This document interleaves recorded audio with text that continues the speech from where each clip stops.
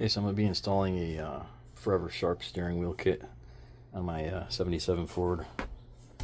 So I already pulled the wheel, but when you go to pull the wheel, you're just going to have one nut there. If you need a puller, you can just screw them into those two holes with the puller. So on the back of this is going to be a clip with two tabs on it. Those two tabs is what goes around and disengages your turn signals. So you have to take that off your old wheel and transfer it here onto this one. So the clipper is pretty stout, so what I ended up doing was using some snap-on or snap ring pliers. So you just stick them in here and then you can spread it to get that transferred over. So I found out that it's really long on one end, and I originally put it on facing the other way, like the horn head. And when I did that, it seems like it's gonna be hitting these screws in here. So it might catch when I'm trying to turn the wheel. So instead of doing that, I flipped it over to have the longer ends facing inward, like that. So with your wheels straight, what you're gonna want to do is have those two tabs, these two nubs, centered right in here. So this is going to slip on like this with the two tabs right there, so that they can disengage your signal as you go around and hit it. Okay, so this here is going to be your hot from your horn. It's going to ride here, right about an 1/8 inch or 1/4 inch from the inside ring on this one.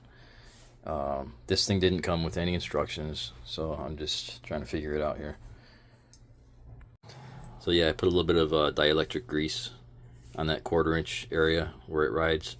It's not the end of the world if you don't put it on there, but it's good to have. Okay, so I put a little bit of anti-seize here to make it easier to pull the wheel next time. Okay, next you're gonna take this, and this one here, this oblong hole, was really sharp edges on it, so I just filed it down so it doesn't cut this wire. So you're gonna slip that through, so it ends up looking something like that. Okay, so next you're gonna slip this one on. The wire goes through the same oblong hole, and you're gonna have it so that it's faced like that. Okay, so this oblong hole I also filed down and sanded so I don't get cut wire. Okay, so I put on these 3 hex bolts. That's what holds this thing on here. And then next I'm going to put the nut. Okay, so this is a 15/16 nut. Right here is where you're going to put your ground screw. So it comes with this wire here. So you're going to ground that. It comes with the screw. Here's the horn. Okay, and comes with this wire you're not going to need, and then the screws here, and then the wheel. The torque for the nut is 30 to 40 foot-pounds.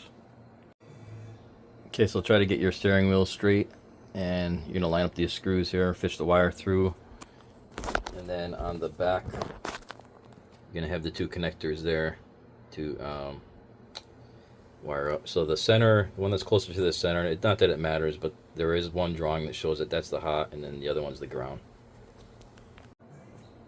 So you can put in 1 screw just to hold it for you, and then wire up your horn, and then attach the whole thing afterwards. Okay, so this is it installed. At first I was thinking, oh, what a piece of junk, this thing doesn't even line up in the center. But this button here actually can rotate, so you can line it up. Okay, it's all installed. I tested the cancel for the signal. Everything works. The problem is the clearance here. So I'm thinking I'm gonna have to just remove this and bend it back, and then try and rethread it back in after. But other than this clearance issue, seems to be pretty good. Okay, so this is the kit I bought for the mounting adapter. It's a BO3. It's about $54 on Amazon. The wheel I got on eBay. It was brand new. It was about 165, I think it was. But if you're gonna buy one from one of these Fords, you might want to get one with these spokes that are bent further out, so that the wheel is further out, kind of like the factory wheel. Because yeah, the clearance here. But otherwise, yeah, it looks pretty sharp. Okay, so I bent the lever back, so now I got plenty of clearance here. And yeah, I tested the cancel, everything works. Tested the horn, that works. So yeah, that's how you put in the aftermarket forever sharp steering wheel.